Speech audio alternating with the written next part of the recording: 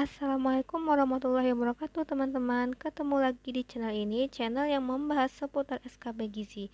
Nah, di video kali ini aku akan coba bahas materi mengenai pemberian vitamin A sesuai dengan kisi-kisi terbaru SKB 2021. Materi mengenai pemberian vitamin A ini terdapat pada kisi-kisi kemampuan umum untuk nutrisionis ahli ataupun terampil. Oke, langsung saja kita bahas materinya. Vitamin A pada awalnya diberikan untuk mencegah kebutaan pada anak. Tahun 1978 dimulai pemberian vitamin A dosis tinggi dengan sasaran anak usia 12-59 bulan yang dilaksanakan oleh Departemen Kesehatan RI dengan Helen Keller Internasional. Nah, pada tahun 1998, kasus seroftalmia kembali ditemukan bersamaan dengan munculnya kasus kwashiorkor dan marasmus.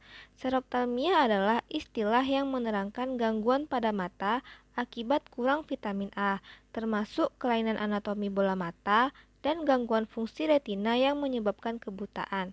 Kurang vitamin A atau KVA dikatakan sebagai masalah kesehatan jika prevalensi seroftalmia lebih dari 0,5% dan prevalensi serum retinol yang kurang dari 20 mikrogram per desiliter sebesar lebih dari 15%.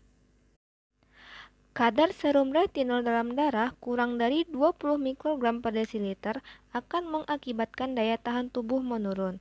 Kadar serum retinol dalam darah merupakan indikator bahwa kurang vitamin A masih menjadi masalah kesehatan masyarakat. Nah, strategi penanggulangan kurang vitamin A dengan pemberian suplementasi vitamin A dilakukan setiap bulan Februari dan Agustus sejak tahun 1991.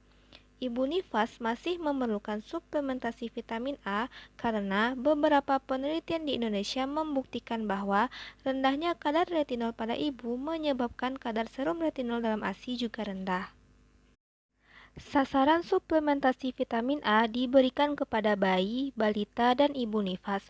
Dosis suplementasi vitamin A yaitu 100.000 SI berwarna biru untuk bayi usia 6-11 bulan.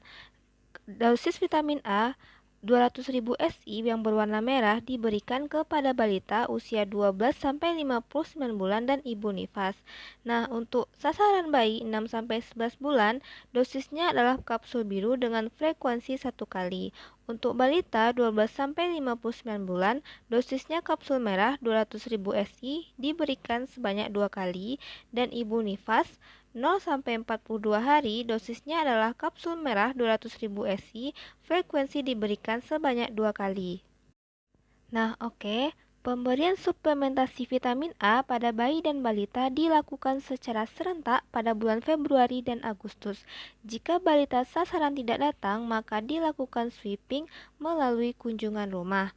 Pada bayi berumur lebih dari 6 bulan, perlu dipastikan apakah anak tersebut telah mendapat vitamin A pada bulan Februari dan Agustus. Jika belum mendapatkan, maka perlu diberikan 1 kapsul vitamin A sesuai dengan dosis umur.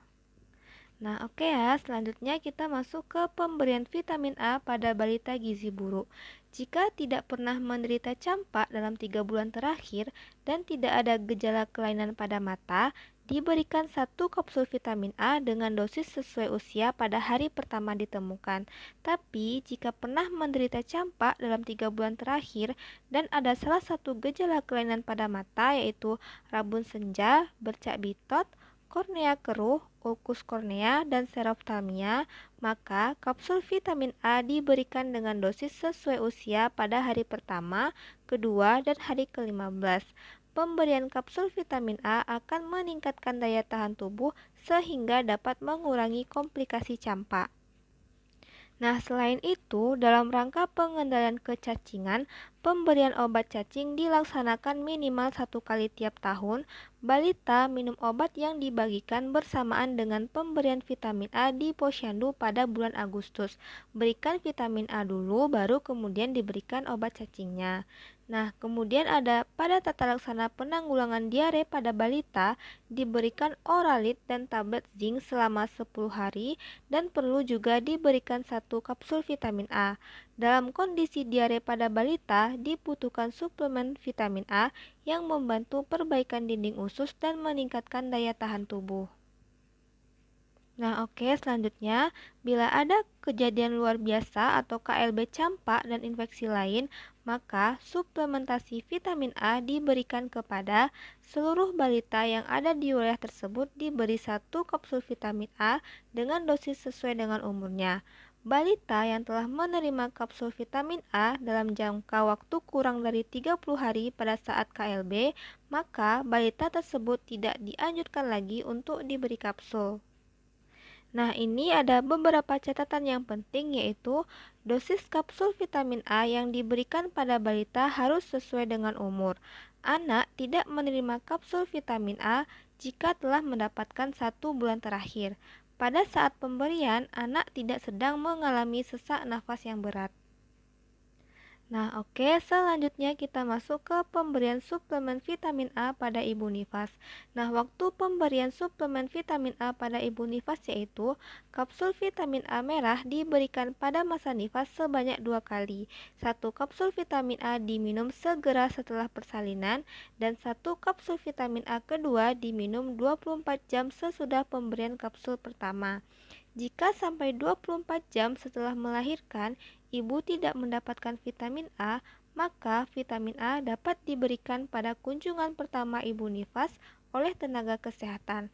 Tenaga kesehatan yang memberikan suplementasi vitamin A yaitu bidan, tenaga gizi, perawat, dan dokter.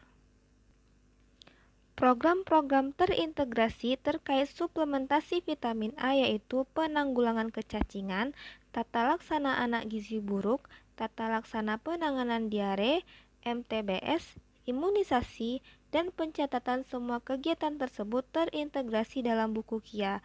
Semua kegiatan ini difokuskan pada upaya promotif dan preventif melalui perubahan perilaku masyarakat dengan pendekatan promosi kesehatan.